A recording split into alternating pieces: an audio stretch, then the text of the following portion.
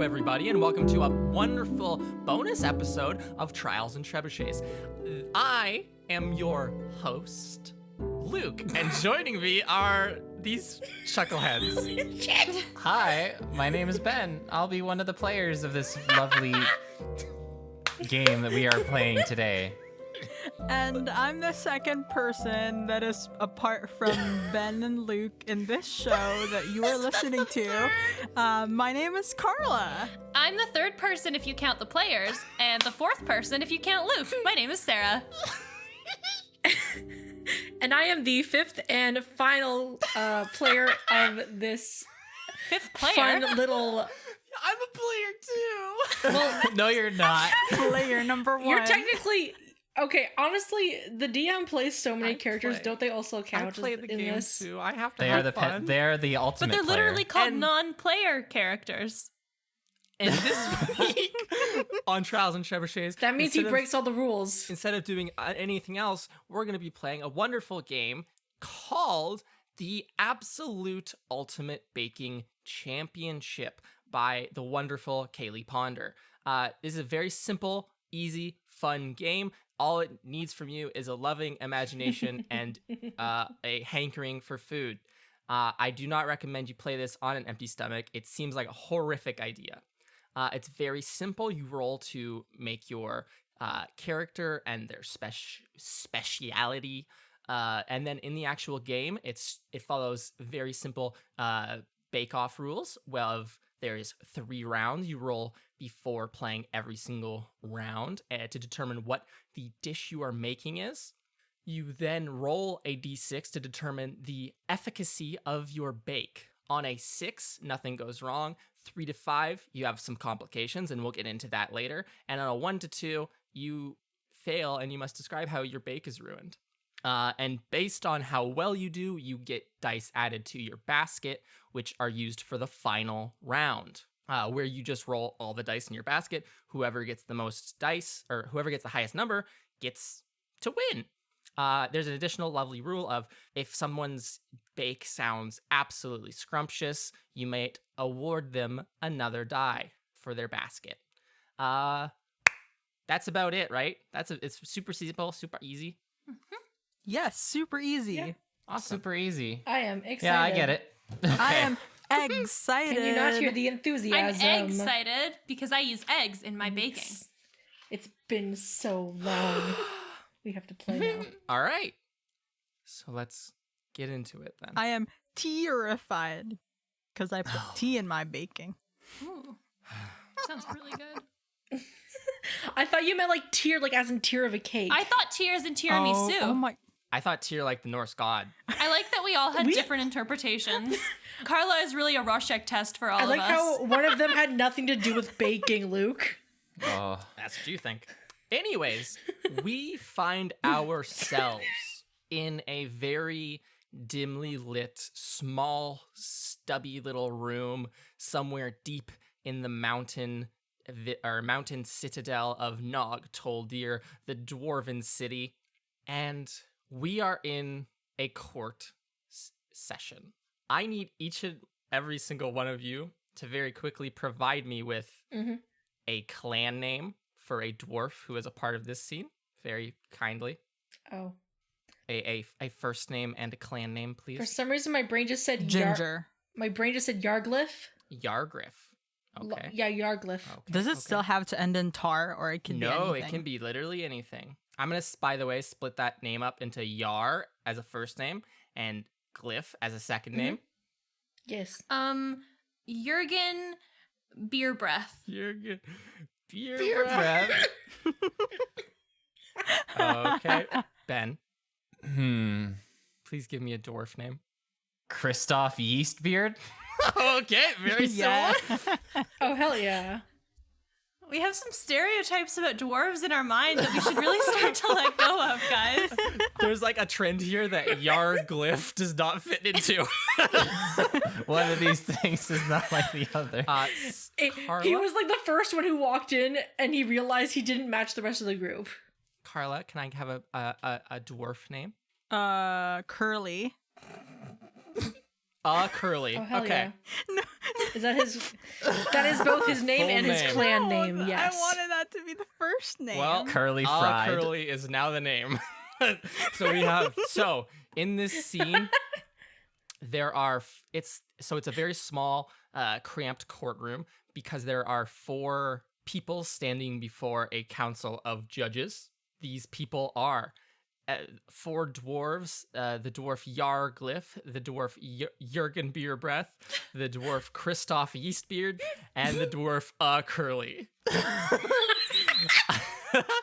You are all gathered here on this lovely day to apply for a permit to import wool into the city. The head judge, going by the name of Ofkir Ungtar, Oh, Ungtar. who Hey. has a Arior. very wide white beard and this straight white hair. His hair is like in a bowl cut, and his beard does not match it doesn't match the rest of the very dwarfy aesthetic, but all these judges have like these bowl cuts going on. Yes. He will hit his hand against the large wooden table and say, "We are gathered here on this great day in the courts to discuss the 4-way tie on your applications for the newly opened wool contract. I would like to hear each one of your arguments individually on why you believe your clan should receive the contract. Please, on an orderly fashion, please present to the council your arguments."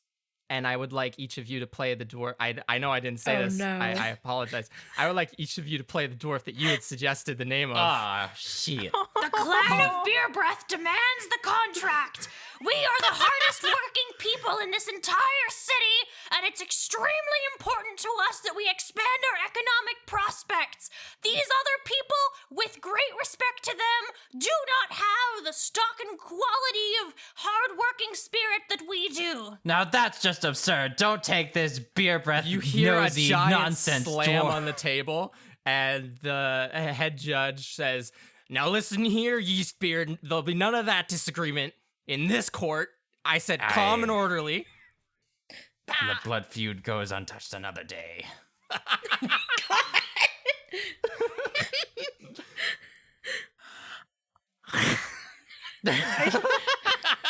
I'm waiting for Carla now. I just saw her do that.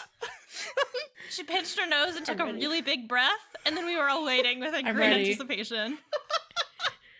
Anticipate. What quality do you mean? The Beer Breath company is horrible. Your practices are not good. Great Our argument. practices are the best in the entire city. That's why we make the best beer and the best breath mints.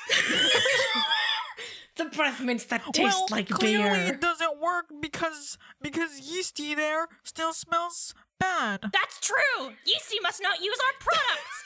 That's because none of you have good business You think sense, and I would that's why you use don't deserve the Such contract. a pointless and useless product as ye have created? Another hand slams I on the spit ground on your mints. from the head judge once Jesus more Christ. and says, "Orderly." I said orderly. Yarglyph, you've not spoken yet. What Honestly, argument do you I have was- for the Glyph clan receiving the wool contract? My family is a long line of traders, inventors. Yeah, how does it feel having a normal You're a voice? traitor, all right. A traitor to my clan for not wanting us to have the contract. My family. For I shame. swear this is about cooking. The point is, my family has had a long line of traders and crafters in this great city, and I feel it's right that I continue that reign and take the contract for myself. But you said that you've been reigning here. We do not support oligarchy, okay? Curly, what argument do you have for the Curly clan to receive the contract? All you've done yet so far has been attack the others.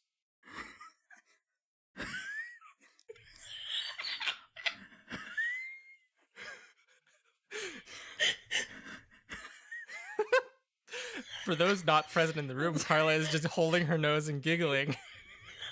What is the contract for again? The judges kind of murmur to themselves before Lordy. the head judge kind of takes a pair of small spectacles off of their nose and says, the contract is for the import of wool into the city. Well, we have the curliest wool. The Curly clan makes the curliest wool, and they're very warm. So I think you should choose us, you know? The judges again murmur and kind of look among themselves.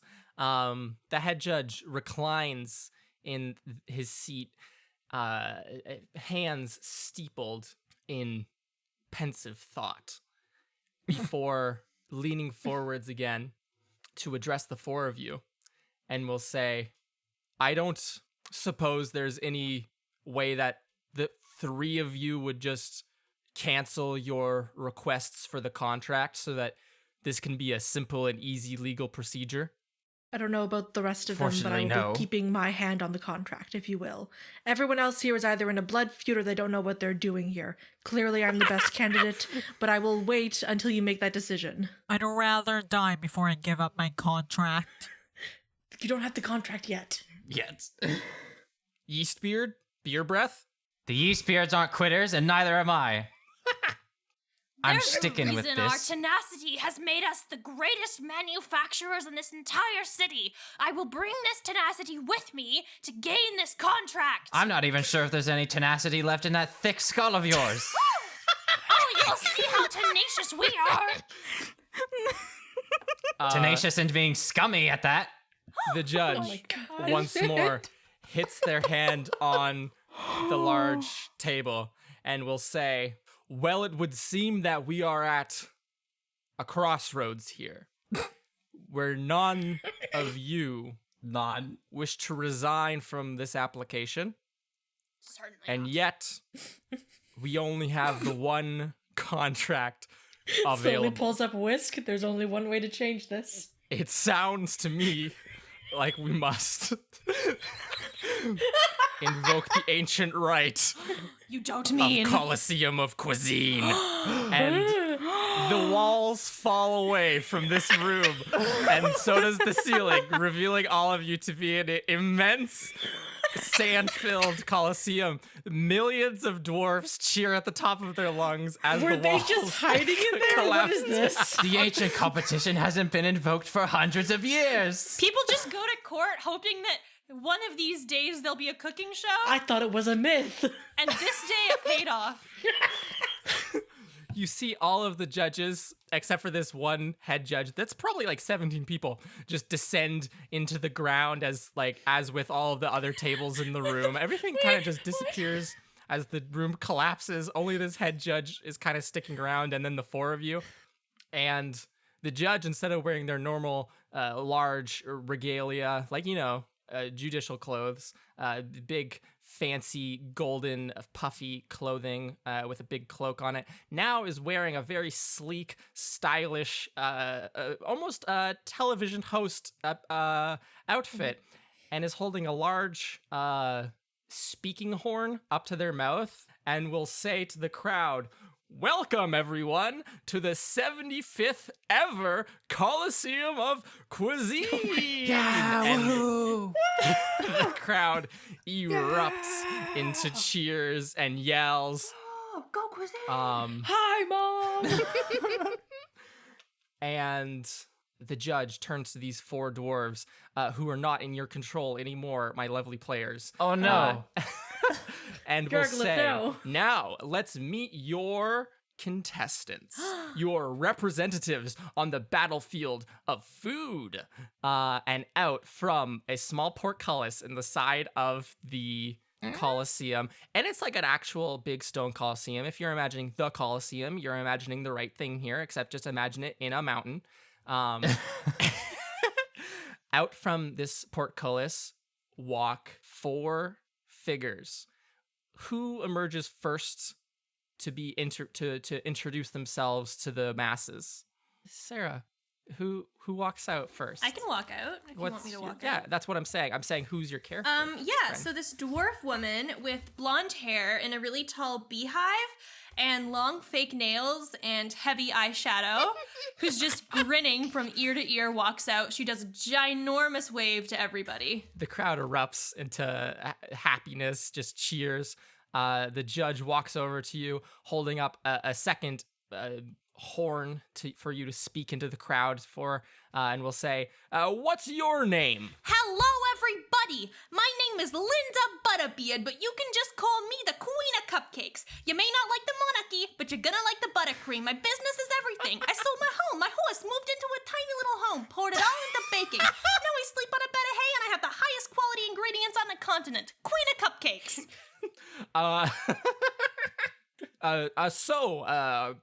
Linda, what skills do you think you'll be bringing to the competition this time around? I think I'm gonna be Why bringing... do you think you'll win out? I think I'm gonna be bringing 1, technical expertise.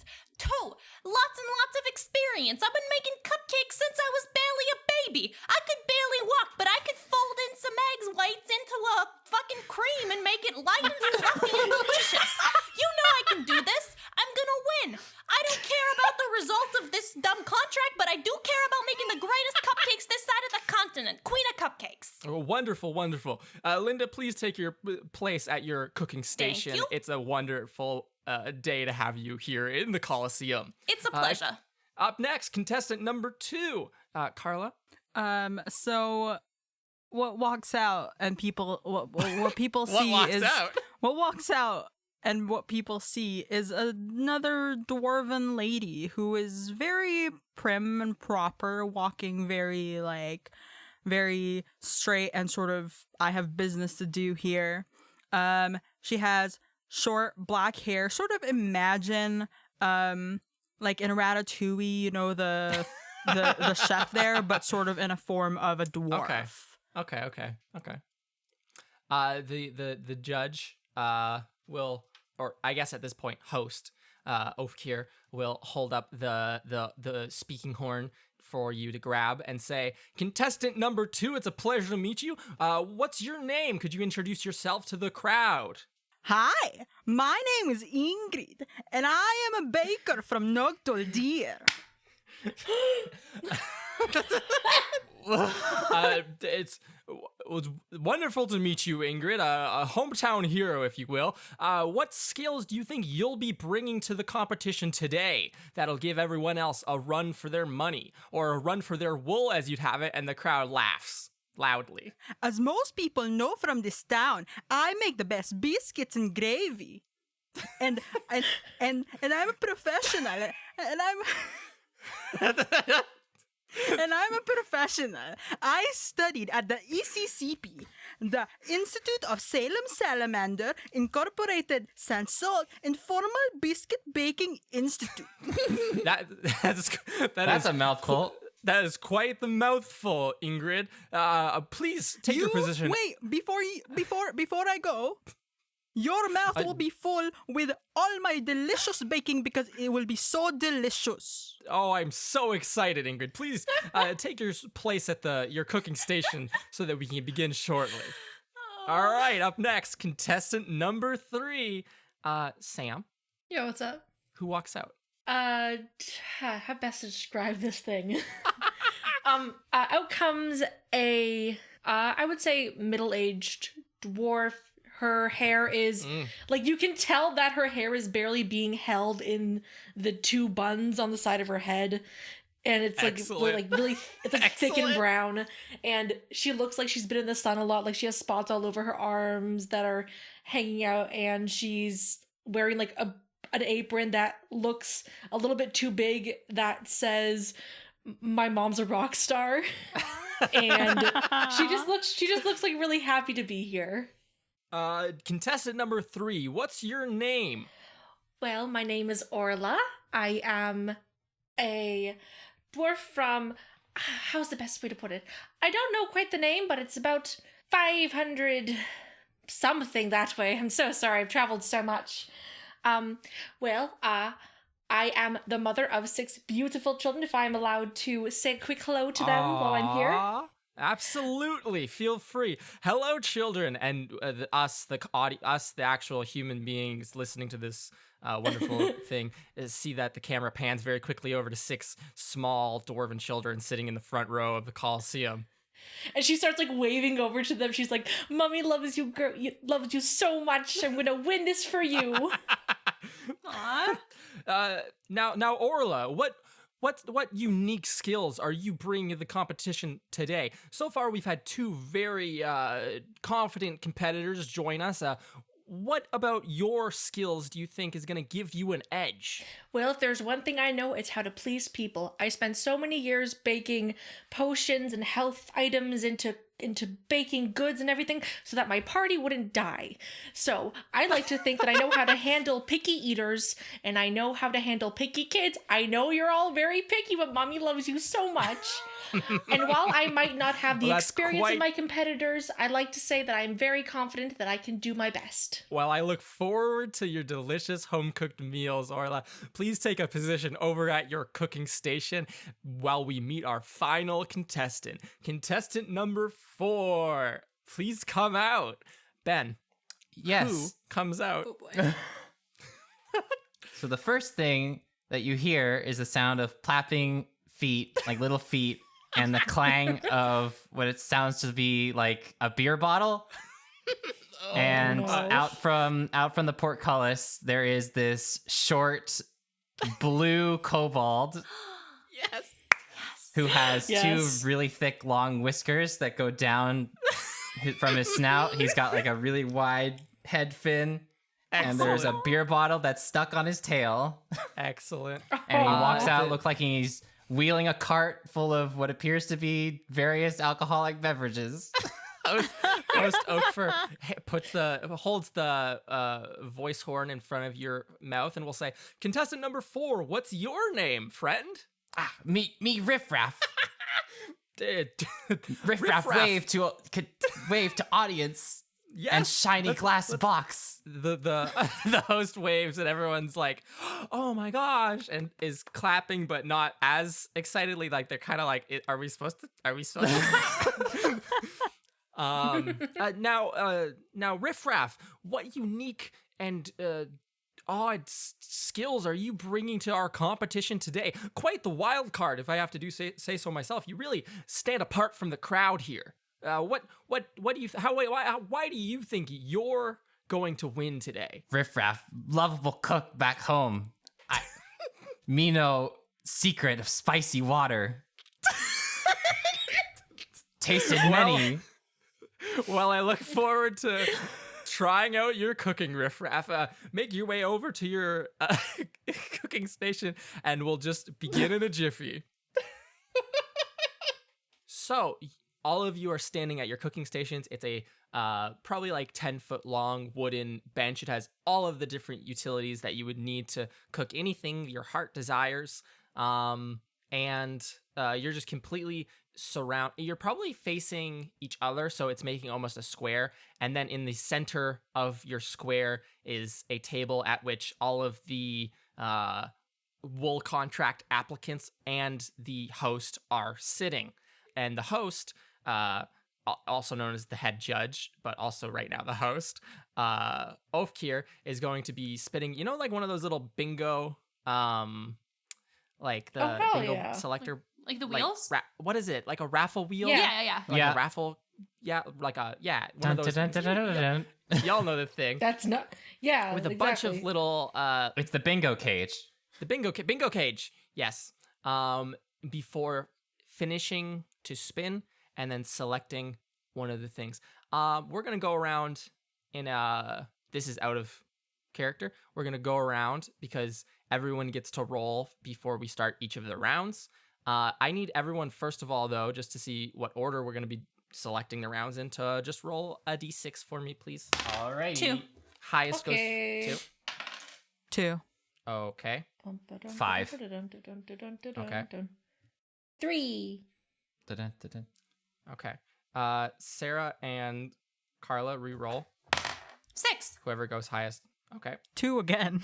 Oh shit. Oof. Okay. So to determine which what the first round we will be baking. Ben, please go ahead and roll that d6 for us to see what our host pulls out of this bingo cage. Alrighty, Jim. Oh my god.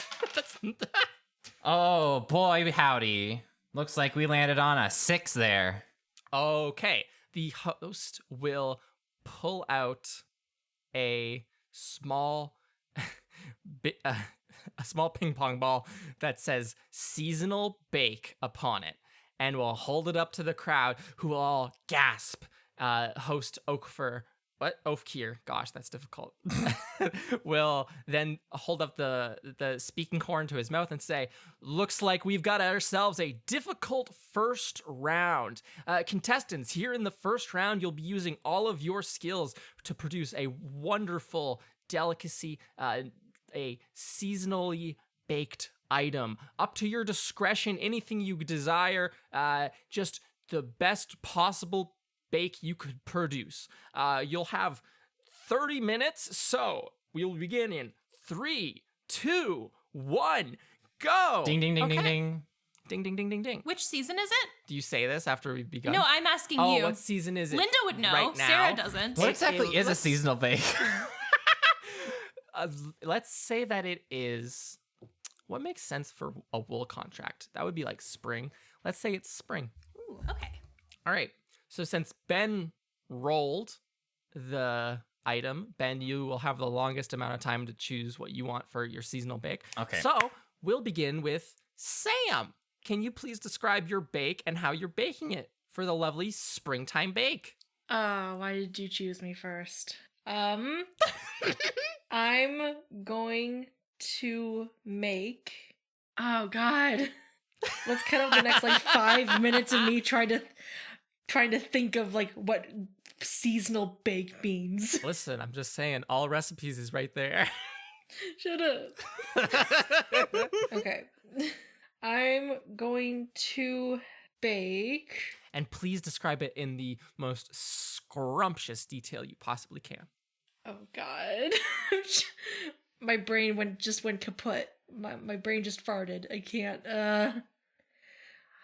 Okay, I think what I'm gonna do is I am going to make a cherry. I don't know. For some reason, my brain is going to like a loaf, but like it's gonna have like run with it. A loaf. yeah. I'm imagining like okay, so you know like that like what the hell is it called?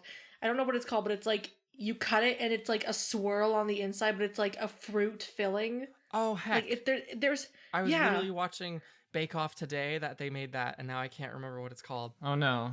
Because like you think springtime, Wow, you think we're like all oh yeah, great at it's the this. strawberry, like the strawberries have just like grown, like the like fresh strawberries are fruit. just like fresh, Mm. yeah. So like I think what she would do is like she'll make like a sugary loaf, and then what she'll do is that she'll like open it up, cutting into it in a swirl motion, and she'll take some fresh jam.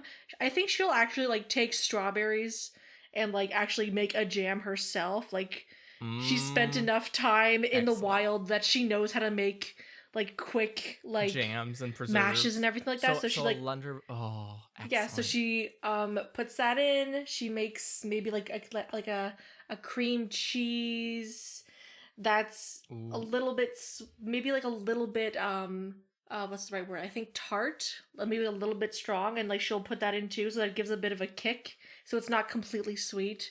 And she'll like drizzle some like glaze on top of that, and then she'll bake that. Excellent.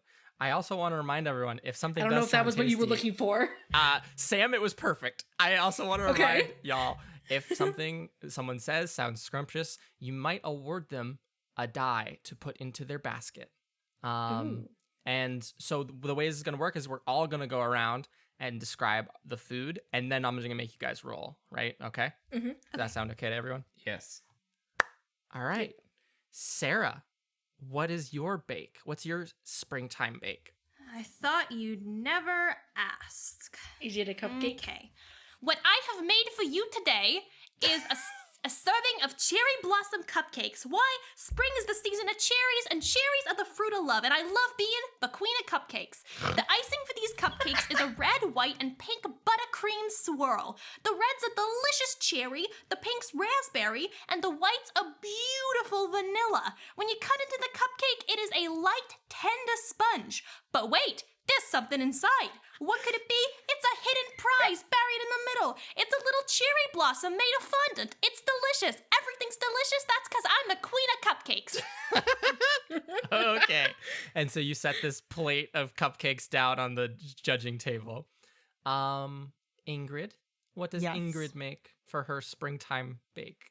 I'm gonna walk up carrying this beautiful cake, and I'm going to be like, "Hi, I made bee cake and rhubarb cream cheese icing."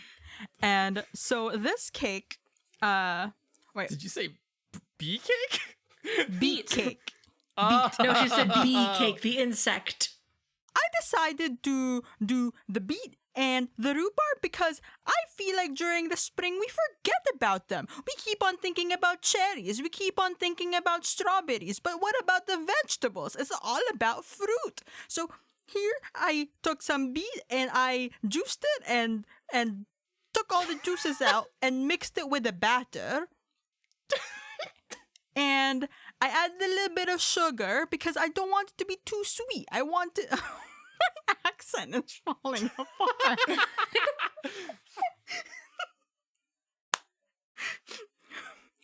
So, in the batter, I added the beet juice and just a little bit of sugar. I don't want it to be too sweet. I want it to be, I don't want it to be too desserty. I want it to be able to, you can have it for lunch, you can have it for dinner, you can have it for dessert. Who cares?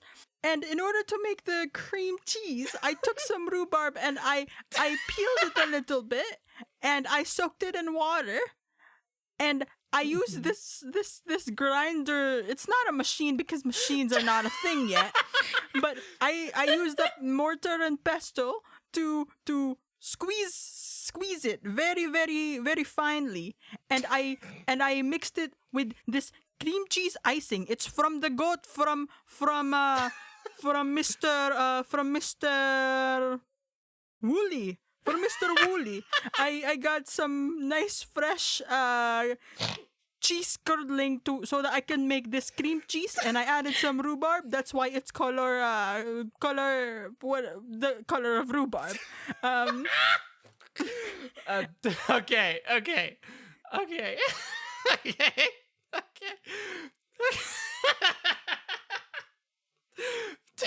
And it's just layered. I didn't want it to make it too fancy. I want it so it's like a cake that is layered and like you know those cakes that are not like completely covered where you can still see the side of the cake? Sides of them. Yeah. Yeah. And Because- it's like the icing is like dripping over the sides. Yes. So it's sort of like that because Excellent. very simple and Excellent. delicious. Riff Raff, what is your bake? Ah, yes. So the little blue Describe it, kobold please. Yes. runs up to the judges holding a very large and steaming pie. Mm-hmm. It looks like it just came out of the oven and Mm-hmm. eagerly cuts a slice for each of the judges. And inside there seems to be like a very melty, it's almost like a dinner pie. There's peas inside, there's chunks of carrots and turnips, and there's a little bit of added ramps in there too. Wait. Added ramps? Yeah, ramps. What? What's ramp? What are ramps? Ben, what the Am I fuck are dumb? ramp- Wait. Ben, what the fuck are you talking about? Ramps. They're a kind of wild onion. Okay. Okay, I understand now in context. I thought you meant And there's also something some pork chops in there. I thought you meant fucking half Alright. pipes. Like, oh yeah, ramps. Yeah. No. What?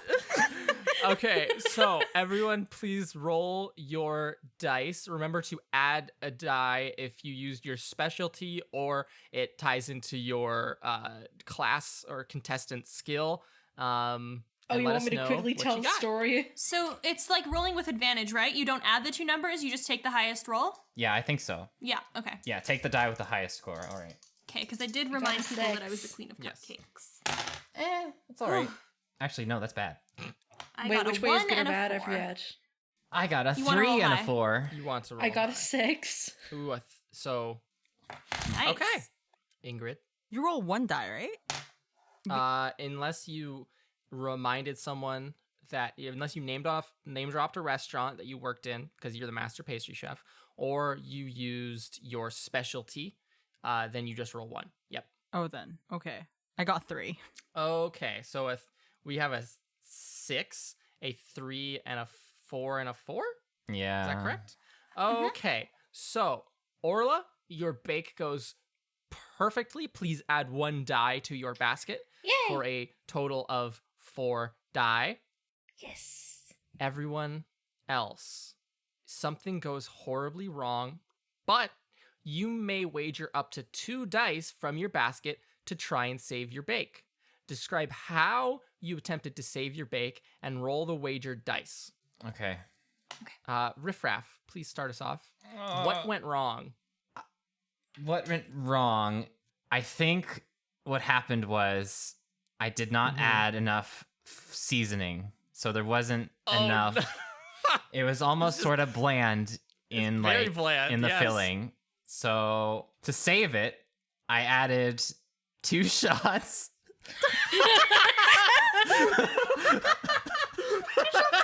2 shots of what, Ben? 2 shots of Ben, I hate you. Ben. Dragon's Brew wine. Okay. Go ahead and roll your dice. So roll how many dice are you going to wager? Oh, 1. I'm only gonna wager 1. 1. Okay, so roll 1 die, but you don't get a bonus because you just get to roll your wagered die. Here we go. It's a 1. What'd you get? No. Okay, so you're watching as the judge, the host, and these 4 applicants for this wool contract like take like spoonful of your dinner pie, and you're like watching in slow motion, running from your cooking station with a bottle of wine as they're like putting it into their mouth. And what you essentially do is just pour an entire bottle of wine on this very lovely baked pie, and no one wants anything to do with it. They just taste 1 bite of a very bland pie. You get booed. Everyone's not happy, right? Aw. They Not do good. not understand spicy water. Ingrid, how does your bake go wrong? My bake went wrong because I didn't allow the cake to cool enough before I started putting the cream cheese icing, causing the cream cheese to melt. I am able to save it by sort of noticing that it is way too warm, and I take like a fan and start cooling it as like while Like a hand fan? Like yeah, I'm hand fanning it so that it doesn't melt. That's a Bake Off thing. If anyone's ever watched Bake Off, they have like the sheet trays and they always try to fan their stuff off so it cools faster. Okay. How many dice do you want to wager? I'm just gonna wager 1. All right, roll your 1 die. I got 6. 6. Oh, sorry.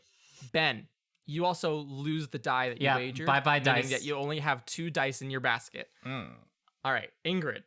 So this goes perfectly well. You cool the cake off. It doesn't go bad. The judges are thoroughly impressed with your delicious beet cake. And Linda, how do your cupcakes go horribly wrong? So the cupcake buttercream swirl involves 3 different buttercream flavors that need to be piped together.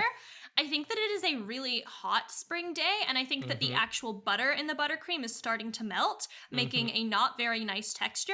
I think as soon as I realize what's happening, I take a whole bunch more butter and I put it in an ice box, and I'm like, okay, if this butter melts, I have backup butter. Okay. How many dice are you willing to wager?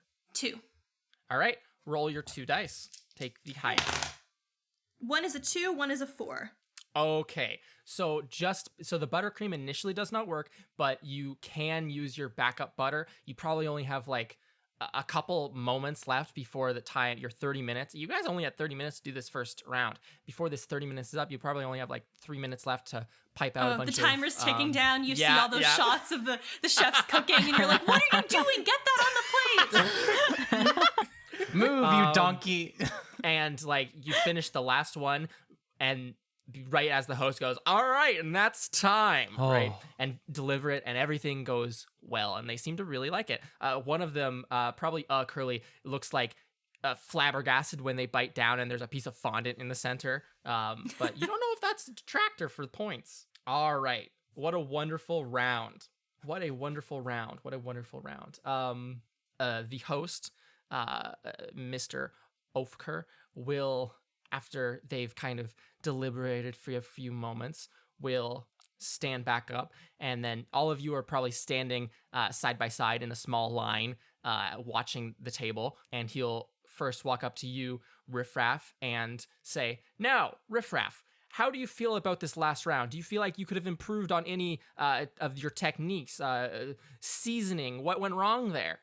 And we'll hold the horn up for you to speak into. Riffraff added spicy water too late. Not ferment correctly and bake.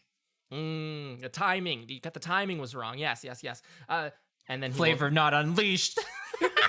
step forward to you, Ingrid, and say, Ingrid, this was an excellent round for you. How are you feeling about your chances so far after seeing the competition in this first round? I still feel great. There was some difficulty back there, but I was able to save it because I am, after all, from Mississippi, and we practice this kinds of things, you know? We are culinary artists. Excellent. Moving on, Linda. Hello. You went through quite a great deal of butter in that last round as the self-proclaimed queen of cupcakes. Is that a normal occurrence? Do you normally go through that much, or was this just audible on the field? Well, this is more of a field thing because, you know, at my cupcake shop, Make a Break Cupcakes, which is in the market court, a big cupcake sign, you can't miss it, we have a cold room where we whip all of our butter, but here, you see, it is very, very hot. I still think that I'm gonna win. Hot butter, you just gotta put it in the icebox. It's not a problem, but at my place, these kinds of mistakes don't happen. If you visit, you'll find that out yourself. Excellent. And finally, Orla, you're looking to be the crowd favorite, the judge favorite to win this. It seems that your years of seasoning are really paying off here in the kitchen. Could you just talk to us? Where did you get your humble starts as a cook or as a baker? And how did you make your way to where you are now with this such a developed skill? Well, though this might be surprising, I actually come from a family of adventurers. And so when I met my lovely husband, we were adventuring together with a group of friends of ours. And let me tell you, there is nothing more stubborn than a dwarf. Those boys hurt themselves so often, and I, being the cleric of the group, was in charge of making sure they didn't, bust a hip too hard. But the further we went away from the everyone's like, "Aw." And the further we went away from the laughing, mountain, the more they didn't want to try the differing healing tonics of different places. And let me tell you, the difficulty I had to try and get those boys to drink a healing potion is beyond me. I'm surprised some of them are still alive. But I learned. Well, I'm sure by the time your kids came around, it was just no problem to get them to eat all that kind of stuff. I know how grumpy they can get. Thank you very much. We're going to be moving on to our second round now. Chefs, please prepare yourselves back at your stations. All right, Sam, since you are second, please roll a d6 to see what this second round we'll be making. Got it. And I got a 3. A 3. Yes. Oh my gosh. The host holds up another small ping pong ball and says, it looks like we're getting somewhat of a repeat just because of the foods made in the last round, but that just means that we get to see the variety these these chefs can make for us.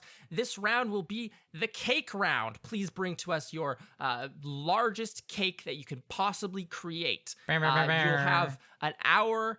Your time starts now. So the challenge is to make the largest cake possible. Ooh. Starting with, since Sam rolled, Sarah, what is Linda, what do you bake? I'm gonna make a Tia cake, right? My specialty, you can't miss them at Make It Break Cupcakes, is trail mix cupcakes. We also call them guap cakes. They're very, very good. So what I have decided to make for you today is a layer cake in which each layer represents a guap ingredient. So on the top, we're gonna have a pretzel layer, right? The actual inside of the cake has got a little bit of salted caramel in it. It's a very tasty, little bit salty, a little bit bready, thick, very pretzel-like, and we have a great big decorative pretzel right here on top to show you that it's guap, you know?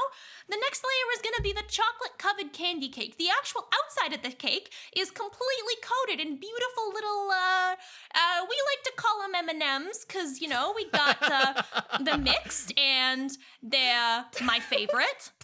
So that's what I call them. You wouldn't recognize the name, but they're coated in what I like to call M&Ms. And they are very, very delicious. And the inside of the cake, it's this beautiful little rainbow cake, right? Just like all the different colors of these little chocolate guys. Finally, we got our nut layer, and that's the very, very bottom. And that is because it is made with almond extract. It's, guap traditionally involves peanuts, which is why we've got peanuts crusting the edges of this 3-layer cake. It's gonna be delicious. So when you cut into it, you can enjoy, if you take a big bite of everything at once, this lovely trail mix cake. You get your pretzels, you get your M&Ms, and you get your nuts. It's tasty, it's in a cake, it's delicious. All right, Ingrid, what large cake do you make? I'm going to walk up with this big cake that looks like a sand castle, right? Okay. Ooh. Ooh. So it's yellow and castle-y like. I love that. And I'm going to be like, so this is my sandcastle cake. What you may not know. I'm starting to talk like Sarah. Oh my god. I'm sorry. It's infectious. So, one of my expertise is biscuit. And there's different kinds of biscuit. So, you know, earlier we were doing spring. And I was thinking lobster season. Am I right? Yes, I'm right. And when I think of lobster, I think of biscuits, which is my expertise. But there's a different kind of biscuit, which are tea biscuits. And I learned that at Mississippi. I also learned that from the bakery that I was working at a long time ago. Silver Baker's Bakery, right here in this very town. So, inside here is tea biscuit cake. It is covered, the inside is just layers and layers of tea biscuit covered in some really nice, tasty chocolate that is taken from the mines back there. Chocolate mines. Chocolate vines. There's some really good chocolate. Very tasty dark chocolate. And that's what I wrapped this tea biscuits in. And the sandcastle, you see, it's almost summer. After spring is summer. And I also know that sandcastles have very strong foundation. And that's how I was able to make my large cake. And in order to make the sandcastle, I covered it in fondant. Now, let me tell you, I used to hate fondant, okay? Fondant it tastes like plastic. But my fondant is really good. And I learned that at my school because I'm a culinary artist. You hear murmurs in the crowd like, what's plastic? Riff Raff, what is your large cake that you present to the judges? Riff Raff presents a really exotic looking pound cake covered in What's up? what? I was just gonna ask if I could add a D6 to Carla's basket because that sounds really good. Oh, absolutely you could. Thank you. Ben, you Okay. have a very exotic. Yeah, Riff very Raff, you have exotic looking pound cake. The overall form of it is like nice and twisted, so it looks like you could easily pull it apart. There's various different colored gumdrops on top of it. It's sprinkled with various like sugars, Okay. and it has like a nice sheen to it, as if it was coated in a nice sticky like syrup. Oh, that sounds lovely. If I was a player, I'd give you all The important D6s. part about this is that the syrup is actually rum, Okay, never mind. I was waiting for you to say it. and the gumdrops had the addition of lovely fruit wine infused into them. Okay, that doesn't sound that bad. Okay. Wonderful. And you present this to them. They're very hesitant. They reach at it. They have some bites. Yeah. They seem to enjoy it. And finally, Orla, what is your large cake? I think what I imagine here is, you know how like wedding cakes work, where it's like the tiers that kind of go up and it's like it gets smaller and smaller kind of idea. I think she would do, because I think she's watching the competition. She's like, okay, I need to like make it look cooler. I think what she does here is she bakes, I would say, about 4 different sizes of cake, and then she makes it like an orb, and then she's going and then she's Orb going cake. to cut open the side of it like a crack, and inside of that she's going to make these like little fudge pieces, like I'm thinking like mint, like a mint fudge pieces, and she's gonna like put a little bit of like a glitter coating, and she's gonna put them along the inside of it, and it's gonna look like a cool geode. like a what? Oh, like a geode cake. Yeah, exactly. I thought you said This is cheetah. fucking awesome. And she's gonna obviously she's obviously gonna have the bottom of it like held up so it's not like gonna roll off, but it's gonna be like this cool, like, and inside of it when she cuts it open, there's like these swirls of like this nice like earthy green and like these like deep browns, and she's gonna walk up and be like, this is something that I used to make all the time for our eldest's birthday. She loves mint. And I thought, well, I think you're going to like it too. And so she cuts open like the side of it. She goes around the geode to cut, and she like takes out pieces of fudge with it to put it on each of the individuals' plates and gives that out. Okay, everyone roll your dice. Don't forget to add your bonuses if you use them. I know a lot of you did in this round. Yes, our specialties. For specialties and contestant bonuses. Yeah. 5 and a 4. Okay. So 5 wait a and a second. 3. I talked about my family, and I also used fudge, Oh, so you add... which is my specialty. So you roll 3d6 then, yes. Okay. And take the highest. And Carla rolling- gets 4 because you included your specialty, you mentioned that your institution, and you have a dice for is that The like, dice that you get to those use? dice Is that a just bonus? goes into your basket for the final Basket. round. Ah, Yeah. Oh, okay. So you still just... The I'm just most you can rolling- roll is 3. Yeah, I'm just rolling 3 because I talked about how when I worked at the bakery, Mhm. And then you when used I- biscuits. biscuits. Yeah. So, I got a 5. okay. I got a 7. That's not... Nope, you don't add them. Highest, please. Oh, I don't? No, Oh. you don't. Did you add them in the last round? No, I didn't because I only rolled 1. Oh, okay.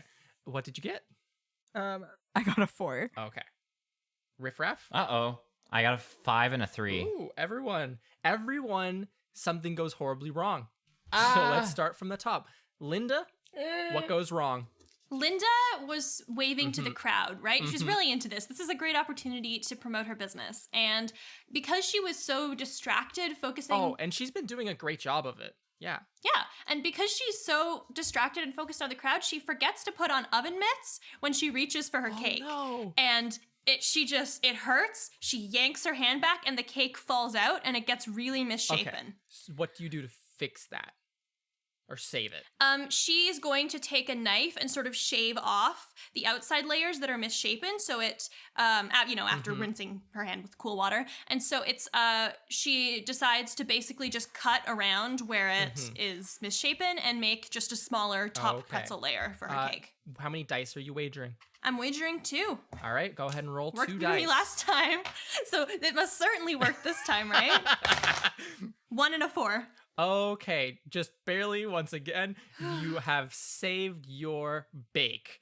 The judges seem to really enjoy it. It's like nice and pretzely. That sounds like a very good cake, in my opinion. A pretzel cake, 10 out of 10. and they don't seem to mind that most of the cake has gone to ruin, you might get points off because it's not quite as large as they were hoping. Ingrid, what goes horribly wrong with your sandcastle cake? So I would like. It's probably because the sand castle is very big. It's obviously very pretentious in a way. So it eventually starts to become a leaning tower of sandcastle, a leaning sandcastle. Oh no. So in order to try and save it, like, you know how in certain countries that may experience a lot of earthquakes, there's these things that go to the side of the buildings to sort of help stabilize it even more. She adds that, so it's not just a sandcastle, but So it's a sandcastle with in buttresses. Yes, so it's in a sandcastle in an island that experiences lots of earthquakes. All right. How many dice are you willing to wager? I'm trying to wager 2 All right. because roll your there's 2 like dice. I got a 5 and a 2, so 5. All right. So you successfully save it. The cake, the structural integrity of the cake seems to be Integrity. retained. As soon as they start cutting into it, however, it does kind of collapse in on itself, but they're already tasting it. It's fine at that point. Riff Raff, how does your exotic pound cake go horribly wrong? And what do you do to save it? Riff Raff did not measure the amount of syrup needed to be poured over the cake very well. Some parts are a lot mushier than the rest. So in his haste, he's going to try and like scoop away anything that's too wet so that it doesn't completely soak in and destroy the cake. How many dice are you wagering? 2. All right, I roll wager your my 2 only dice. 2. You only have 2? Oh, no. Shit. You got this. I believe in you. That was a 5 and a 4. Oh, excellent. All right. You scoop it away so that the syrup does not infiltrate the pound cake entirely. By the time it makes it there, it seems to be more of an exotic sculpture cake than, what you envisioned, but it gets there, and that's what's important. It's Finally, alive, and that's what matters. Orla, Hello. what goes wrong with the geode cake, and how do you try to save it? I'm gonna say in Oh no. Orla's hope to make like a big cake, she didn't expect the weight of it, and so when she first tested it on the holder so that it wouldn't like get smushed at the bottom, half of it kind of broke off, and she caught it in time, but definitely a couple of pieces in the mold itself shifted quite a bit. Oh no. So what she did very quickly was she got it back on the table. She quickly, I would say, she decided to skip the holder itself because it didn't work. She's gonna cut off the part where the shift happened to make it a flat surface so that she could sit it on the platter without it having to be held up by anything. Okay. And she's gonna continue with the frosting, and hopefully she'll make it like look more natural on the plate than a sudden like gouge. All right. How many dice are you wagering? I'm gonna wager 2 dice. Go ahead and roll your 2 dice. Okay. That's a 5, and that's a 6. All right. Oh, perfect. It Nice. makes it. It's great. You managed to smooth out any of the weirdness about it. It's perfectly fine. If they hadn't seen the before, they would have never known this was supposed to be not the after. And everything goes wonderfully.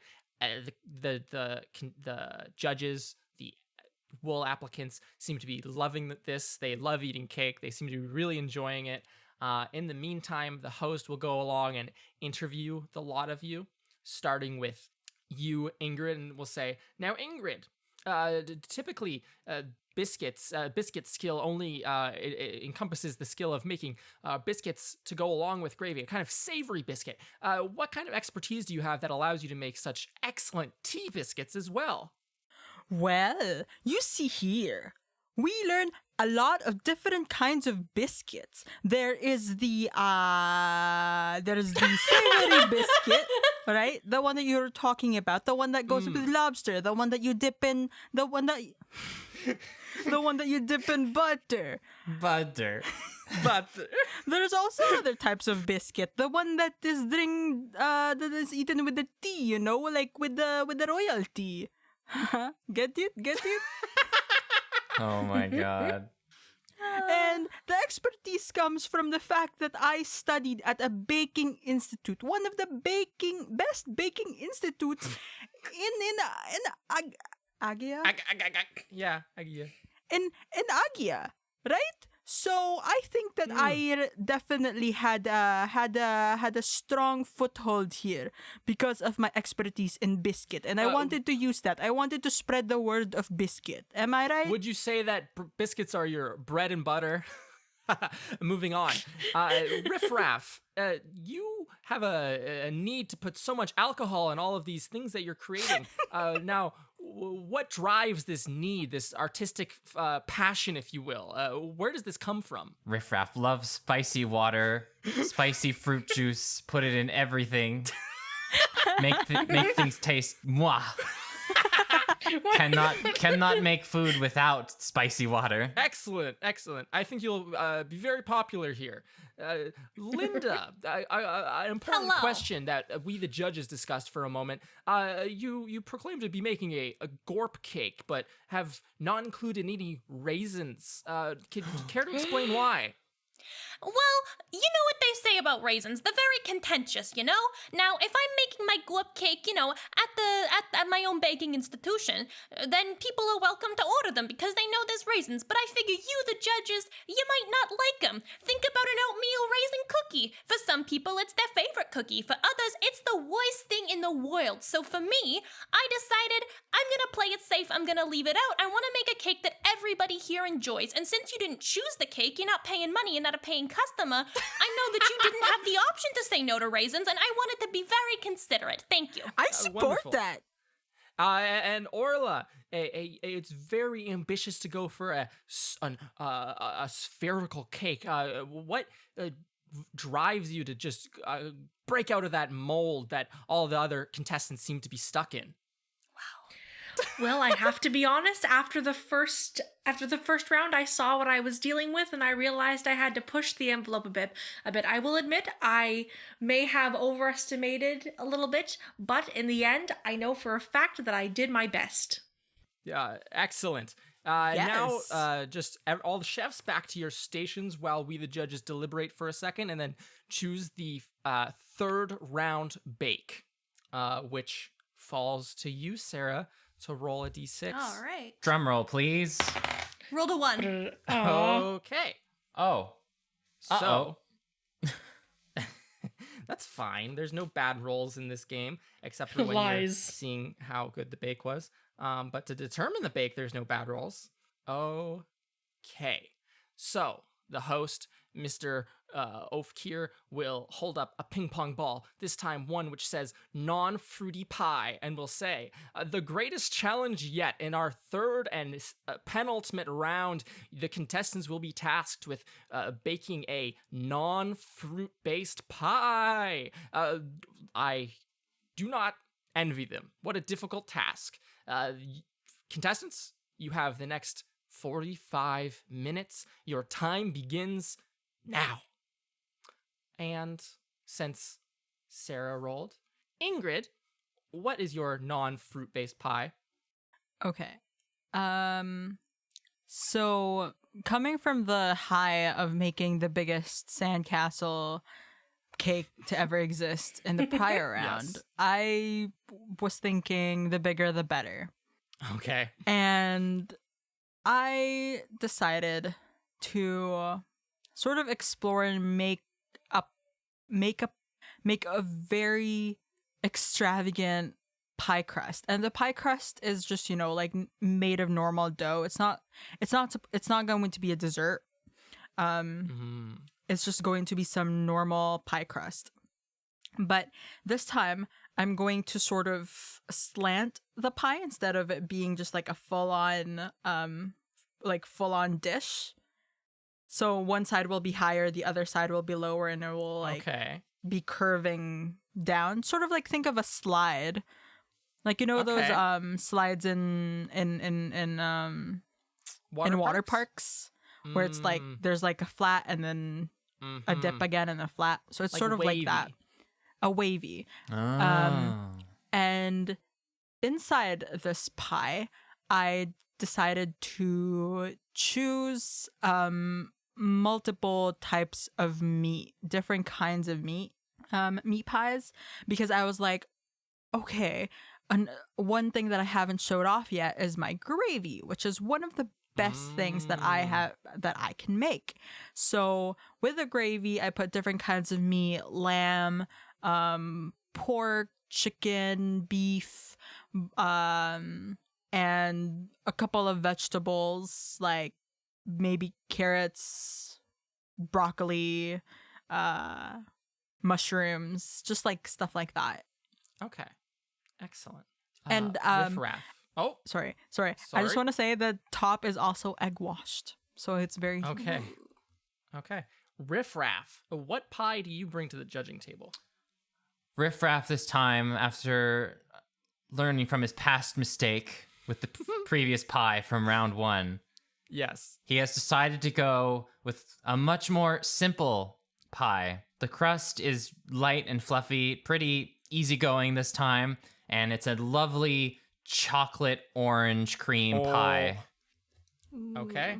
that is infused with a little bit of bourbon to give it that extra kick. And it's Can I give you my D6? That sounds so good. Yes, thank you. And it is, the top of it does not have a crust over it. It's just open. It's got like a lovely crisscross pattern of powdered sugar, and it just looks absolutely amazing. and Sounds creamy. really good. Okay. Orla, what did you make? What did you make, hon? Orla, your bake. I think Orla did a.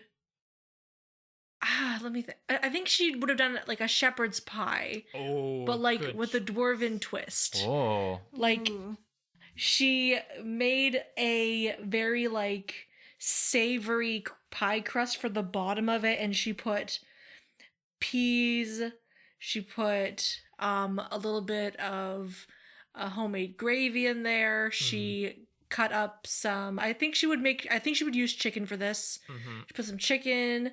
I think she, like, every vegetable put in there, mind you, she's dealt with picky eaters.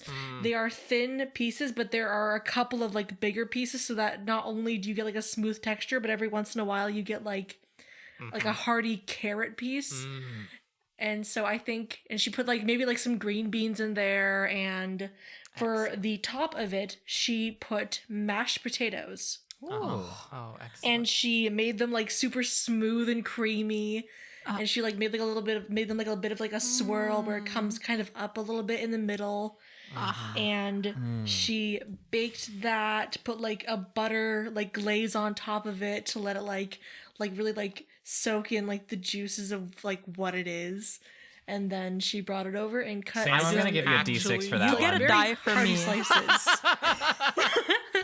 She put some like Sam, I'm giving you a hearty D6 slices for on the that plate one. for the So judges. you get to add 2 die to your 2d6s to your basket. I literally licked my lips and was going the entire time. Linda, Yes. what non-fruit based pie do you cook? Do you bake? Linda, she brings her pie down and she says, I have made for you today a maple bacon meat pie. Now, at Make or Break Cupcakes, the maple bacon cupcake is a great speciality. It's got cream cheese, a big sprig of maple bacon, and a chocolate cream liqueur filling. So this is like the savory pie version of that. The pie kind of looks like a cupcake. Did you notice that? The base is very tall, kind of like a cupcake bottom. It's made with a hot water crust because I think that can really withstand the weight and the heat of the filling. So the filling is actually a meat blend cooked in bacon with small maple bacon bites mixed throughout to really give it that flavor. The pie crust top It looks a little bit more like a cupcake icing, doesn't it? In actuality, that is a small layer of whipped maple creme fraiche with cayenne and paprika to make sure it's not too sweet, you know? Now, do you see those tiny little cupcake-shaped decorations on top? Oh, they're so small. I had a little extra pie crust at the end and some extra guap nuts, so I baked some mini cupcake pies in the mini cupcake tin. They're the size and shape of my cupcakes, but they're pies. They're filled with ground bacon and peanuts. Oh my God. I think you're really going to enjoy this. And the reason I made them a little bit cupcakey is because I am the what? I point to the audience. Queen of cupcakes. cupcakes. Thank you! All right, everyone roll your d6, please. Okay. Alrighty. Yes! A 2, a 4, and a 6. Yes! I got a 6 and a 1. I rolled my first dice and I got a 6. Damn. Nice! Pie round popping off. I got a 2 Excitement. and a 2. All right, Riff Raff, tell us all how you cave to the pressure and, first of all, lose a die from your basket. Second of all, tell us how you cave to the pressure and describe how your bake is ruined. I may have had some of the bourbon while I was adding it to my pie and maybe had a bit too much. So in my horrible fumble, as I make my way over to the judges' table, I trip over my own 2 little cobalt feet. No. And it flies No. straight into the face of one of the judges. Oh my god. It flies straight into the face of Jurgen Beer Breath. Gets all in their beard and everything. They're just furious, sounding like a parrot yelling about it. Oh, what a shame. What a shame. The host says as they bring the horn over to you, Riff Raff, and like grab you by the shoulder, and then they'll say, a bit of a blessing in disguise that you didn't deliver a orange cream pie to the judges in the non-fruit based round. What was your rationale in partaking of your fiery water while cooking, Riff Raff? Could you tell us all what you're thinking right now? What's going through your head? Are you still in this? What's going on? Are you okay? I terribly apologize. I don't really think right without any of my alcohol in my system. I'm terribly sorry. Please forgive me. Oh my god. The crowd Whoa. The crowd laughs. The crowd is me. I laugh. The host is Top 10 greatest shocked. anime Everyone's twists. surprised. They'll walk over to Orla next and say, Orla, your shepherd's pie is absolutely amazing. A delicious classic, if I do say so myself. I remember when I was a small child and my parents would always make a delicious shepherd's pie for us at least once a week. Now, how often do you feel that you use this recipe in a year? Is this a common recipe for you? Oh, yes, it is. My mother taught it to me from her mother. It's been handed down from generations. We always add a little something to it. I would say that this recipe that I made for you all today, there's a couple of different ones, is my most regular recipe that I actually make, and I wanted you all to enjoy it. Oh, excellent. Orla Thunderfist, the favorite twin. Give her a round, everybody. And then She like the starts host like will make fanning their- her his eyes way. and she's like tearing up and she's like, oh, thank you. The host will make their way over to you, Linda, and say, now, a pie shaped like a cupcake, something I've never heard of before, never thought possible before. Now, you, as the queen of cupcakes, Linda, this seems like every single day, simple things like, or amazing things like this are just done. Now, when did you start your road to being the queen of cupcakes? What kind of hard knocks have you encountered on that road? Mind sharing with us? You know, in actuality, I was living a rather successful life. I had a nice place. I was a tax accountant, and you know, I objectively had very good circumstances. But the truth is, I was unhappy. You know, I had everything anyone could ever want, and yet it did not fulfill me. And I thought about it, and I thought back to my childhood when I was just a little dwarf, and my mother and father used to love baking together. It was their favorite bonding activity, and my favorite dish they made was always cupcakes. And whenever I thought of what would make me happy, I came back to those cupcakes. I decided to sell almost all of my worldly possessions and put it into improving my cupcake craft so I can bring that kind of joy that I had as a little dwarven girl to every single person in this city as long as they come to the market quarter and buy my cupcakes, you know. That is why I have decided to become the queen of cupcakes. Thank you very much. Thank you very much, Linda. Amazing. And finally, before we move on to our final round, Ingrid, and he'll grab you like by the shoulders and like hold a horn up for your mouth and say, now, a very artistic pie here with the wavy shape and the meat. What is your inspiration for such a piece? Well, my mind is very linear. So, we did some seasonal baking. Oh my gosh, why am I speaking like Sarah? You're fine. You think you're that's fine. speaking like me? That doesn't sound like Sarah Sarah's at all. accent is contagious. I'm No, very like- sorry. Hang on. Well, you see, summer and waves. And this just made me think of waves. Because Oh, I see. it's almost summer. You've heard about my rationale earlier. Yes, Am I right? of course. Like, there was a Absolutely. sandcastle. There's a theme there. It's difficult for me to sort of think of something else because I'm a baking artisan, and we find inspiration in the things that we see and experience. And right now, I've experienced the summer and the seasons. Thank you very much, Ingrid. I would ask that all of you return to your cooking stations for a second before we choose our final round bake. Dun dun dun. I would like to say that I'm gonna move towards Ben, what was your character's name again? Riff raff. Okay, I'm gonna move towards Riffraff, and I'm going to give back one of the liqueurs that I drank. That's why. I'm like, thank you very much. That took. How did you find that liqueur? I brought it back from my home. It's one of my favorites. It was very good. It definitely relaxed me a bit, and now I can't really think that straight, to be honest with you. Don't worry, I'm sure you'll get over that in a little bit. Whoops, I dropped it. Okay.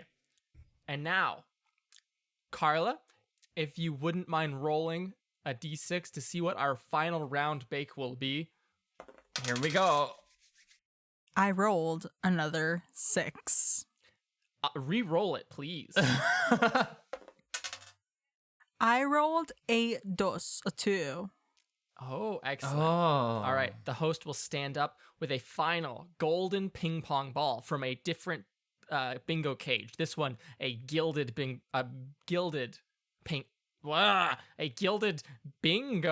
cage with gilded ping pong balls within, and upon it, carved, says "tiny pastry," and the host will say, "Now for the final round of this Colosseum of Cuisine, the contestants will have to bake the tiniest, most scrumptious one-bite pastry they've made in their entire lives.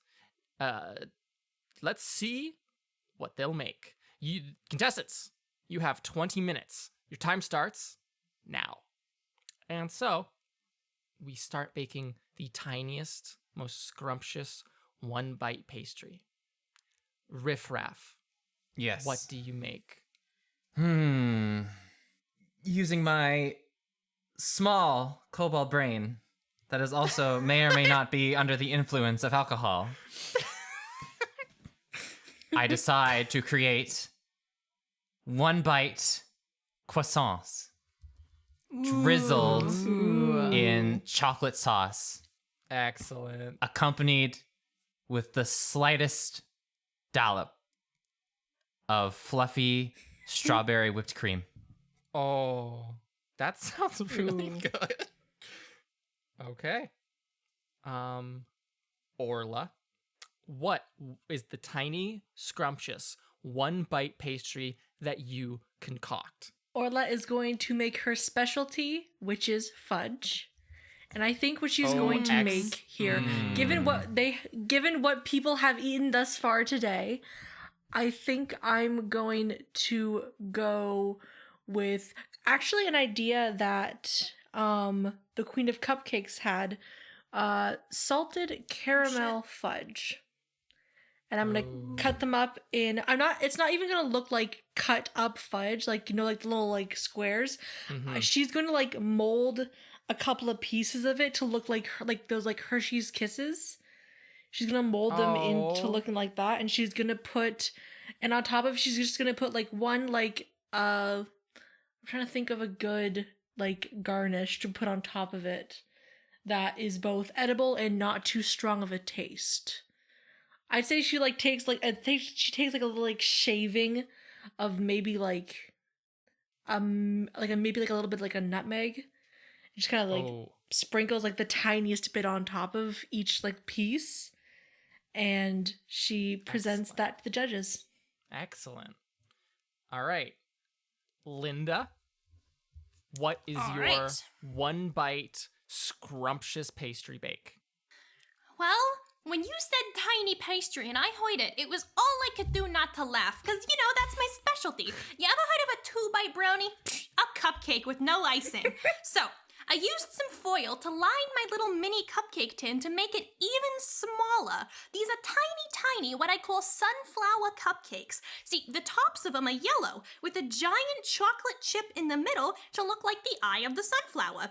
The actual flavor is lemon, with a lovely little lemon cream and lemon zest as the icing. Now, in true sunflower fashion, the bottom is green, right? That is going to be a key lime. It is delicious, lemon lime flavor. Now, we're not wasteful at Make or Break Cupcakes. You can say a lot of things about my cupcakes. Wasteful is not one of them. So when I mentioned earlier that I didn't put the raisins in the gorp, I used them instead. I whipped them into a raisin cream. So people who don't like the consistency don't gotta taste it, but it's still got a really lovely flavor.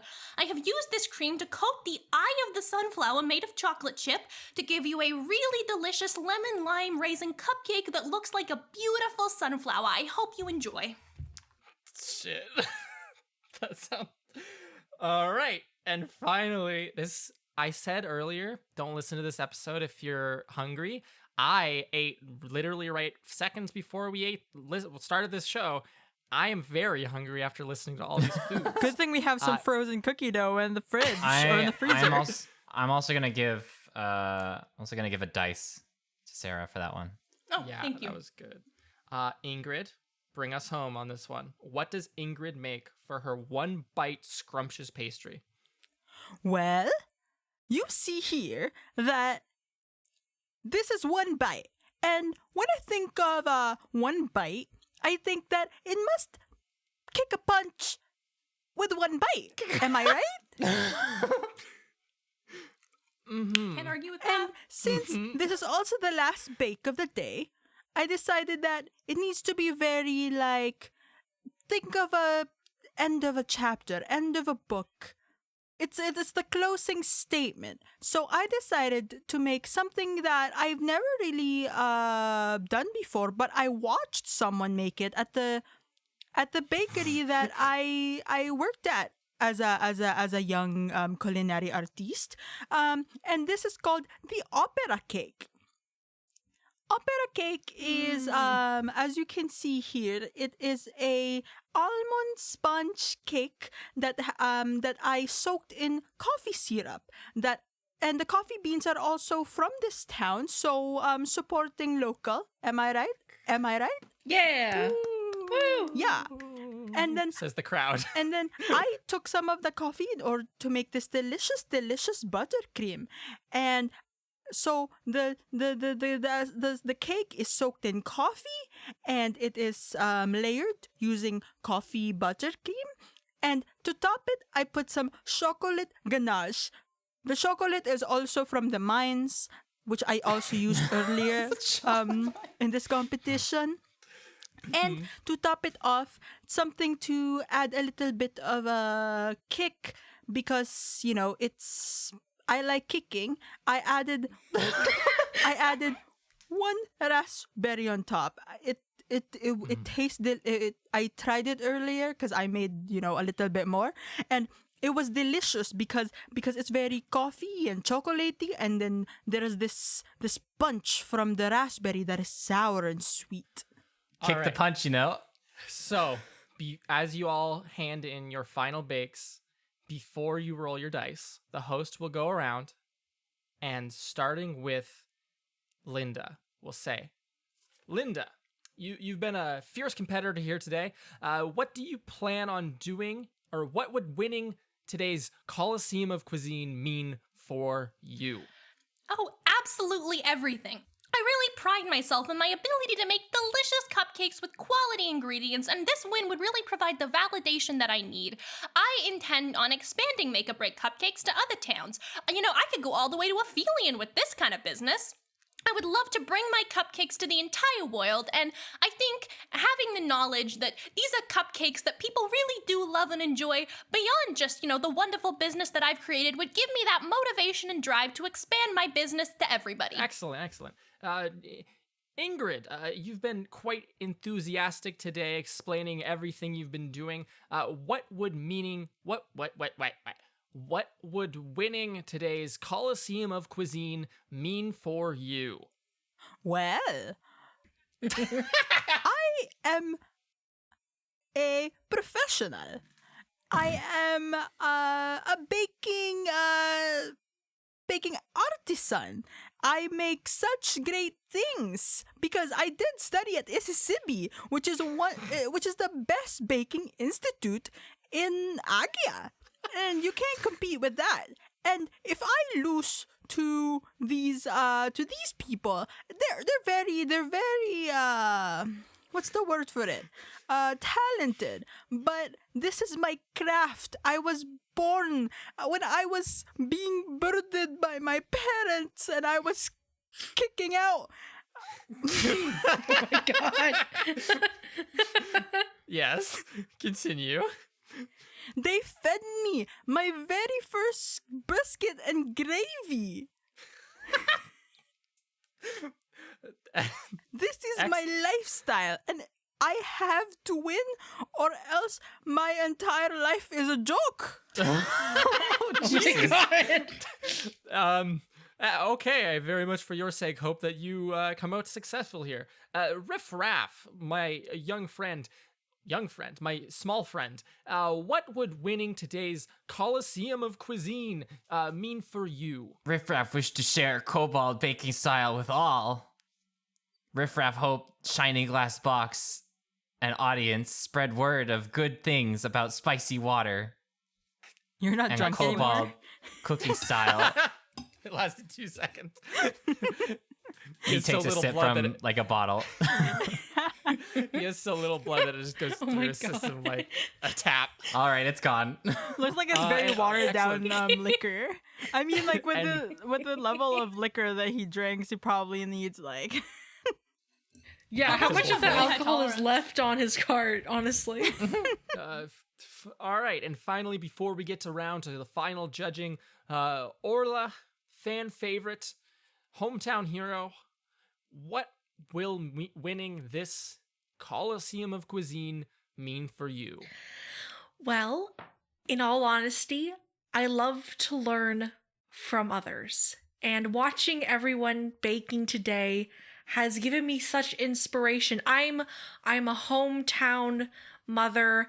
I bake sweets from my kitchen with my family, and I give them out to people, and I think seeing what is happening today, I hope that word gets out there about our little house-run shop. I hope that people want to come by because we sell not only just baked goods, but we sell healing baked goods, and I think every adventurer needs that. Excellent. Well, without further ado, let's get started with the final judging. I need all of you to roll all of the dice that are in your basket for me, please. And add them That up. is 5. Oh, God. Yeah, how many dice does everyone have? 5 dice for Linda. I know I have 4. got one at the beginning. I got another one. I have 2. I think I have. I You got got 2 mine for your back from the shepherd's pie. mistake. Yeah. I got 2. I feel I like- think I have 7. Yeah. my Orla, you have a gosh. shit ton. Shit. So we're Oh fucked. god. Yep. Yeah. Oh. All right, everyone. What did you get as your result? Do we add it total? Just sum it up for me, please. And Oh, I only Riff- have 46, so I'll roll this one twice. That was a 4. I will do roll call to make it more dramatic. So, the host, Mr. Ofkir, stands up and says, "Silence!" And there's dead silence. And he will say, "We, the judges, have come to an agreement. In 4th place, Mr. Riffraff, representing Christoph Yeastbeard, with a total of 7 points. In 3rd place, Ingrid Guitar, representing Curly, with 14 points.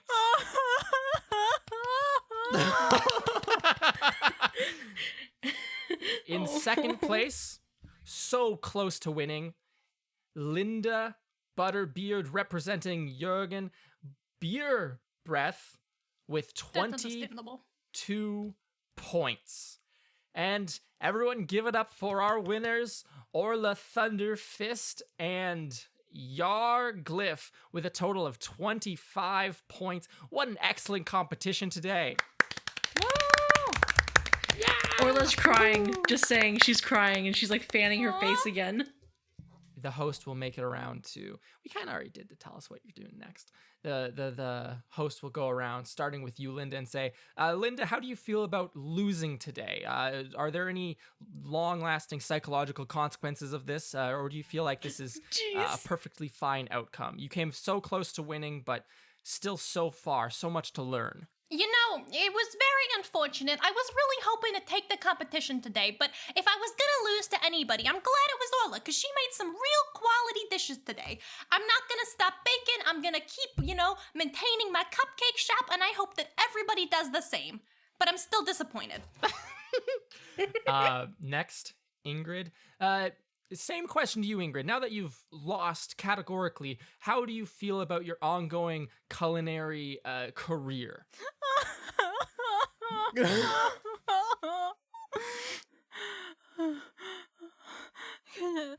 Do you have some water? Excellent. We'll be moving on. Riff Raff, you came in dead last, but your spirit was never broken. What words do you have Lots to of say to all spirits. those out there in the audience that just are absolutely horrendous at baking, but boy, they just can't quit it? Do you have any inspiring words for our next generation of bakers? Riff Raff says hi to all my friends back home. Party Excellent. on. Thank you, all of you, for joining us at this Colosseum of Cuisine. We hope to see you next time it happens. Or you get like a giant trophy that says #1 Colosseum of Cuisine victor, Aww. and are ushered out of the stadium or the Colosseum. People are cheering, and then some workers start putting the walls to the courtroom back up, and we find ourselves once more in a small, cramped courtroom, some very full applicants, and the judge takes off their almost like tearaway clothings, their host garb, and underneath was the judge regalia. Once more, they sit back down. The other council of judges come out of somewhere. There's no doors in this room, but they just emerge. appear. They come from the and- ground and there's smoke. With a small metal mallet, the head judge, Judge Ungtar, will tonk on the table and say, "This matter has been addressed. The contract will go to Yar and Clan Glyph. Damn it. Have a grand day." And then we we find ourselves now in a history lesson at Wildcliff School of the Arcade. Y'all are sitting in here. It's been a 2-hour lecture. Professor Hode has marked up the blackboard. It's just been notes and notes and notes. Y'all have been furious. Some people are asleep probably. And Hode will look at a small hourglass that's almost run out. and say, well, that's all the time we have today.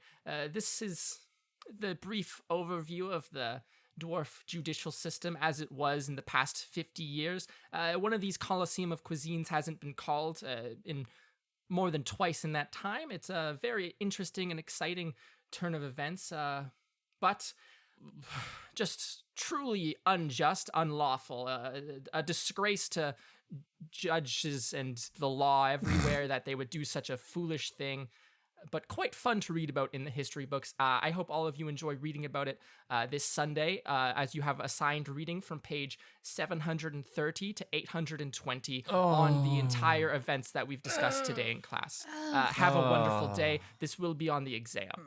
I'm Even hungry when now. history's interesting, she still makes it so boring. Do you want to go to the cafeteria? I'm really hungry now. I Yeah, know, I've been craving me too. baking. What's spicy And- water? It's okay. You don't And need to know, that- Windsor. It's fine. And that is where we will end this fun, great bonus episode. If you enjoyed this episode, first of all, go check out the Absolute Ultimate Baking Championship by Kaylee Ponder. There will be a link in the description of this episode.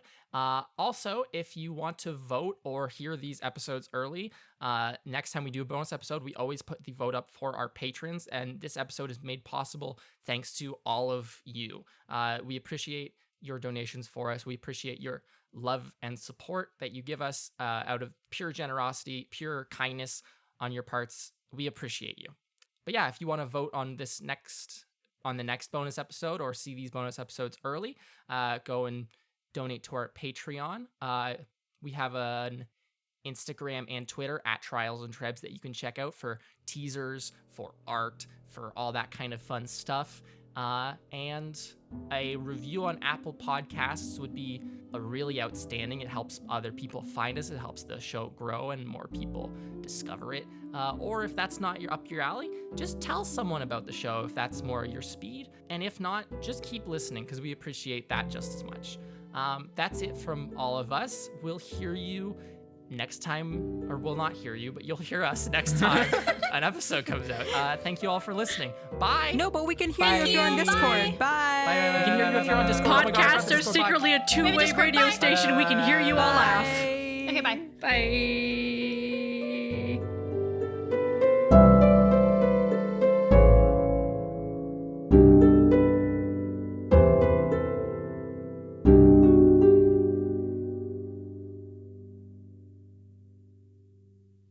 All right, everyone. What did you get as your result? Do we add a total? Just sum it up for me, please. And Oh, I only riff- have 46, so I'll roll this one twice. That was a 4. I will do roll call to make it more dramatic. Riff Raff, 7. 7. Orla, 25. fuck. Well, Linda. Well, my life's a joke. 22. Oh, Ingrid. 14.